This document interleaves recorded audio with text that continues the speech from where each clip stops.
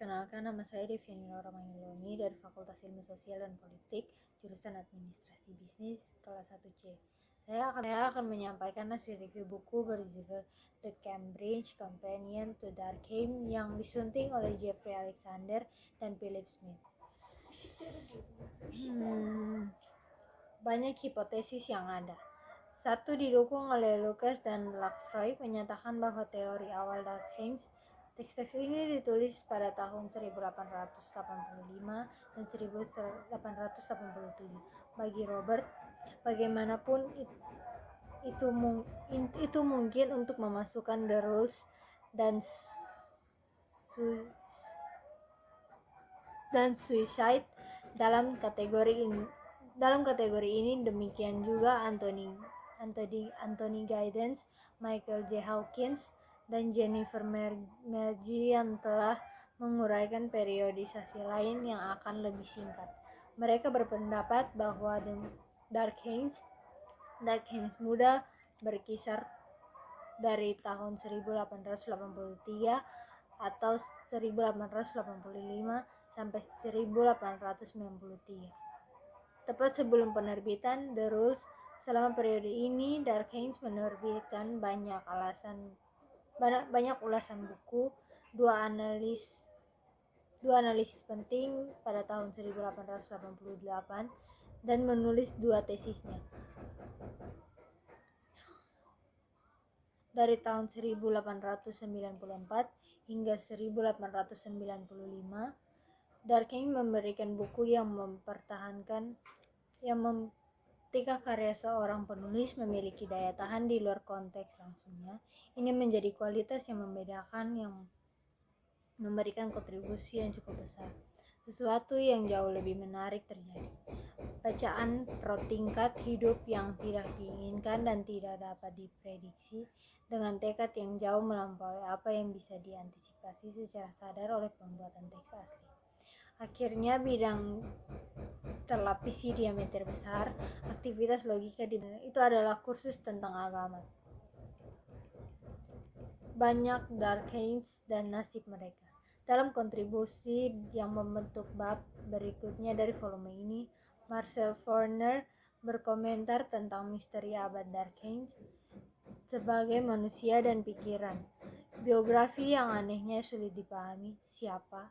Durkheim sebenarnya menyelinap melalui jari-jari kita. Sosialis, politifis, tokoh mapan Yahudi, dan tentu saja sosiolog. Biografi Durkheim adalah sesuatu yang menghasilkan kelebihannya sendiri, mengumpulkan surat-surat ilmiah yang ditinggalkan oleh generasi sebelumnya.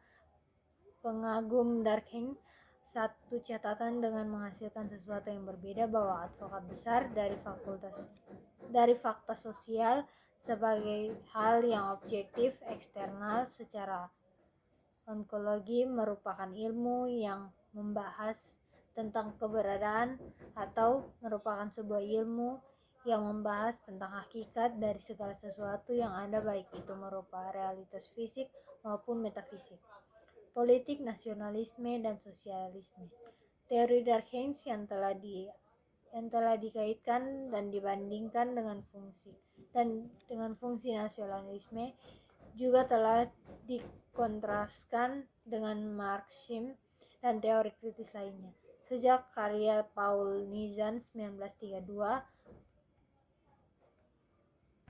Durkheim telah dilihat baik sebagai pemikir liberal yang mengubah ide-ide konservatis Prancis.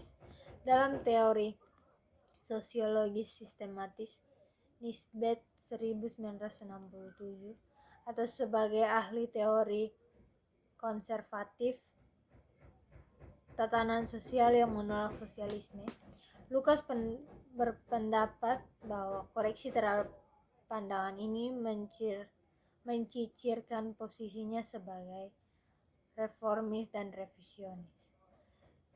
Durkheim telah memperoleh status seorang pemilik politik, atau lebih tepatnya sebagai analis politik.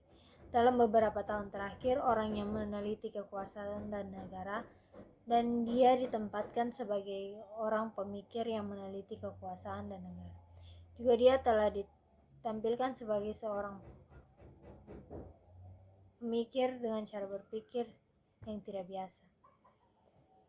Tetapi tidak menerbitkan karya besar apapun, terutama berkaitan dengan analisis politik. Selama hidupnya ia sering aktif dalam dunia politik hanya 2 kali. Pertama, Dreyfus Affair, dan lagi selama dunia perang dunia pertama, namun dia pasti dipengaruhi dan mungkin juga ditantang oleh 3 peristiwa dan gerakan penting.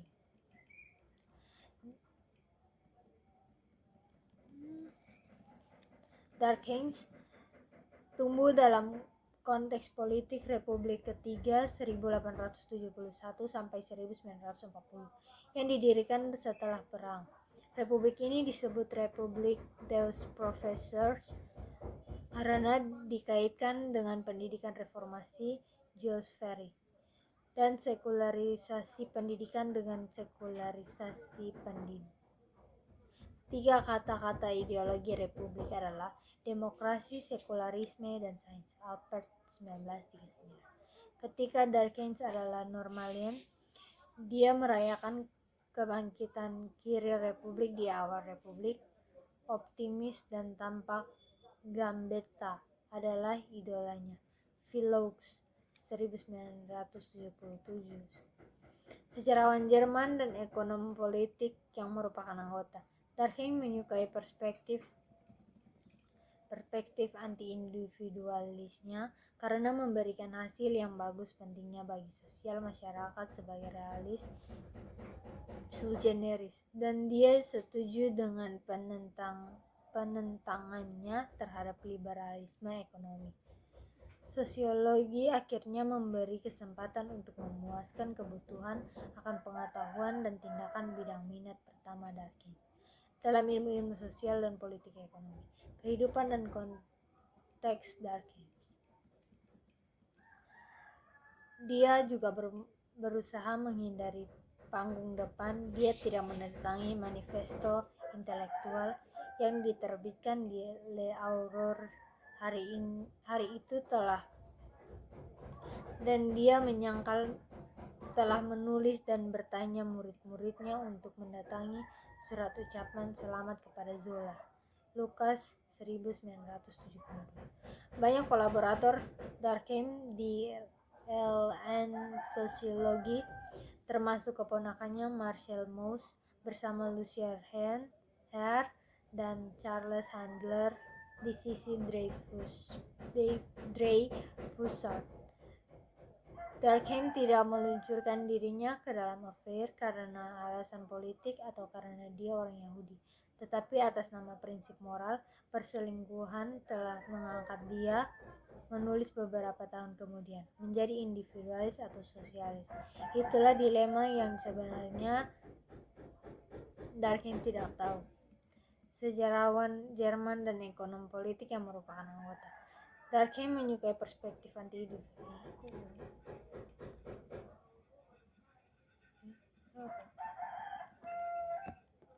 Tulisan-tulisan awal Durkheim, konsistensi ideologi dan perubahan teoris. Durkheim datang ke panggilan intelektualnya pada akhir 1870-an dan 1880-an di wadah pembentukan Republik Ketiga di Prancis. Dari awal identifikasinya sebagai sosiolog yang berasal dari Mauss 1888, ia menghubung kembali panggilan intelektualnya dengan normatif atau ideologi tertentu dengan tujuan pertama, masyarakat Prancis harus diubah agar menjadi stabil. Kedua, stabilitas ini hanya dapat dicapai jika keadilan diubah agar menjadi stabil. Pemikiran Durkheim menggambarkan tujuan-tujuan ini sebagai sosialisme, tetapi dia bersikeras untuk menggunakan istilah sederhana bahwa ini adalah sosialisme dengan wajah manusiawi normatif ini. Komitmen untuk humanisme dan keadilan tetap konstan di seluruh perjalanan hidupnya. Misalnya bagi Durkheim adalah terjemahan dari tujuannya ke dalam perspektif teoritis dan empiris. Justru di sini perubahan sosiologi Durkheim terjadi. Sejak awal Durkheim yakin bahwa menghindari jenis instrumen dan rasionalistik struktur sosial yang disusulkan oleh utilitarian Inggris dan sosialis Marxis, pendekatan reduksionis dan instrumental seperti itu. Pada awal tulisan ini, Durkheim menekankan pentingnya naluri simpatik yang mendekat pada setiap manusia. Karena ini alami, sentimen menyebabkan asosiasi. Durkheim, misalnya 1887, ia mengira telah menemukan cara agar tatanan moral dapat bersifat sosial atau individual pada saat yang sama. Namun akhirnya dia menolak solusi ini karena terlalu genting. Bahkan jika mereka terjerat dalam masyarakat, mereka tidak akan menyadari adanya hubungan subjektif. Karena dia belum memahami proses bagaimana tatanan sosial bisa berada di luar individu yang terisolasi dan masih bersifat atau di dalam di saat yang sama.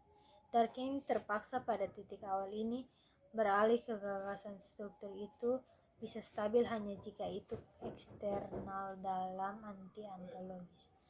Berbalik dengan kata lain, kembali ke posisi instrumental dikuasai secara materialistis. Bahkan dalam karya sebelumnya, ia sering membangkitkan dengan ragu-ragu dan ambiva cara yang dipinjamkan model aktor sebagai kekuatan adaptif dan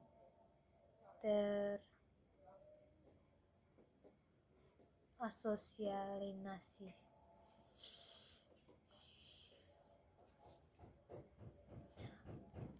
Transisi ke tulisan-tulisan selanjutnya adalah Wahyu dan rekonstruksi antimaterialis.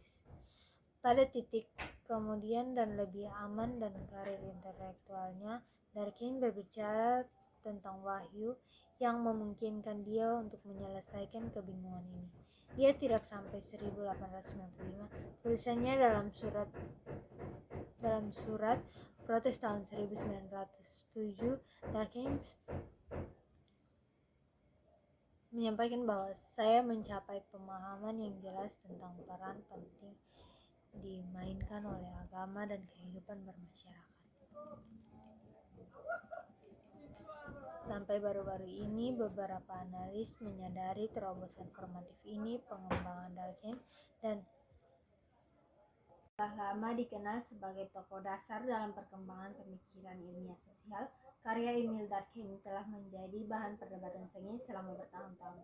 Kumpulan esai yang otoritatif komprehensif ini mengkaji kembali dampak pemikiran Durkheim dengan mempertimbangkan konteks historis karyanya serta mengevaluasi ide-idenya dalam kaitannya dengan isu dan kontroversi terkini.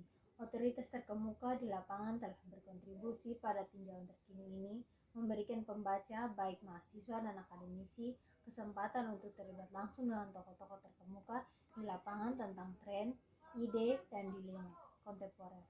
Volume ini mencerminkan penerapan lintas disiplin teori Durkheim dan akan menarik minat para sarjana antropologi, ilmu politik, studi budaya, dan filsafat, serta sosiologi.